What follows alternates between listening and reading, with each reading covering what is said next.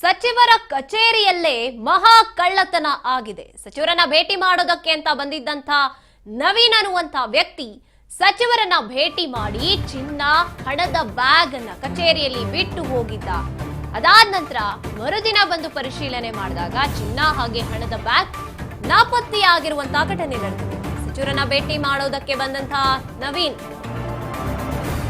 ಅಲ್ಲೇ ಬಿಟ್ಟು ಹೋಗಿದ್ದಂತಹ ಚಿನ್ನ ಮತ್ತೆ ಅದೇನೋ ನಗದು ತಂದಿದ್ರು ಎಲ್ಲವೂ ಕೂಡ ನಾಪತ್ತೆಯಾಗಿರುವಂತೆ.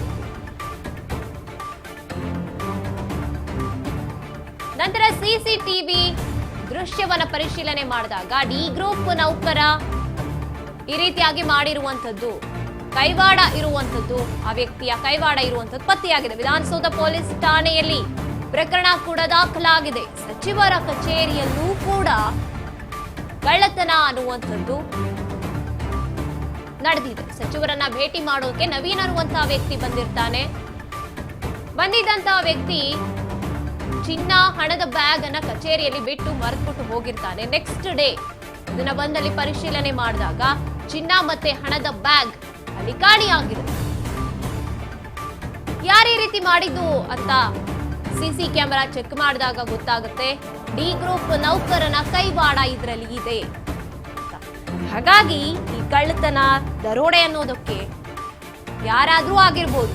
ಅದು ಸಚಿವರ ಇರುವಂತ ಕಚೇರಿಯೋ ಸಾಮಾನ್ಯರ ಕಚೇರಿಯೋ ಎಲ್ಲೂ ಕೂಡ ಇದನ್ನ ಮರೆಮಾಚೋಕ್ಕಾಗೋದಿಲ್ಲ ಅನ್ನೋದಕ್ಕೆ ಸಾಕ್ಷಿಯಾಗಿದೆ. ಸಚಿವರೊಬ್ಬರ ಕಚೇರಿಯಲ್ಲೇ ಕಳ್ಳತನ ನಡೆದಿರುವಂಥದ್ದು.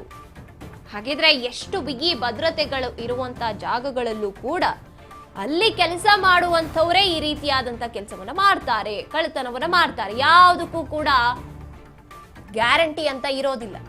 ಅಥವಾ ತಮ್ಮ ಕಚೇರಿಯಲ್ಲಿ ಕೆಲಸ ಮಾಡೋರೆಲ್ಲರೂ ಕೂಡ ಒಳ್ಳೆ ವ್ಯಕ್ತಿಗಳು, ನ್ಯಾಯಯುತವಾಗಿ ಇರುವಂಥವ್ರು, ಕಣ್ಮುಂದೆ ಅಷ್ಟು ಲಕ್ಷ ದುಡ್ಡು ಅಥವಾ ಏನೋ ಚಿನ್ನ ಬೆಳ್ಳಿ ಕಂಡ್ರೂ ಕೂಡ ಕಣ್ಮುಚ್ಕೊಂಡಿರ್ತಾರೆ ಅಂತ ಯಾರನ್ನು ಕೂಡ ನಂಬುವಂತ ಪರಿಸ್ಥಿತಿ ಈ ಕಾಲದಲ್ಲಿ ಇಲ್ಲ. ಅದಕ್ಕೆ ನೇರ ಸಾಕ್ಷಿ ಈ ಸಚಿವರ ಕಚೇರಿಯಲ್ಲಿ ನಡೆದಿರುವಂತ ಕಳ್ಳತನ.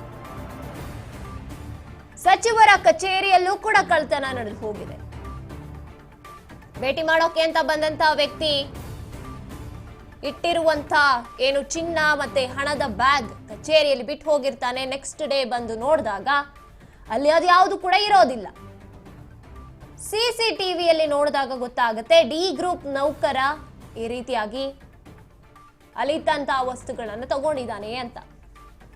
ಹಾಗಾಗಿ ಸಚಿವರು ಇರುವಂತ ಕಚೇರಿ ಅಲ್ಲಿ ಭಯದಿಂದ ಇರ್ತಾರೆ. ಅಲ್ಲಿ ಇರುವಂತವ್ರು ಈ ತರವಾದ ನಿರ್ಧಾರಗಳನ್ನ ಮಾಡೋದಿಲ್ಲ ಅಥವಾ ಇದಕ್ಕೆ ಧೈರ್ಯ ಇರೋದಿಲ್ಲ ಅವ್ರಿಗೆ. ಅದರ ಯಾವುದೂ ಇಲ್ಲ.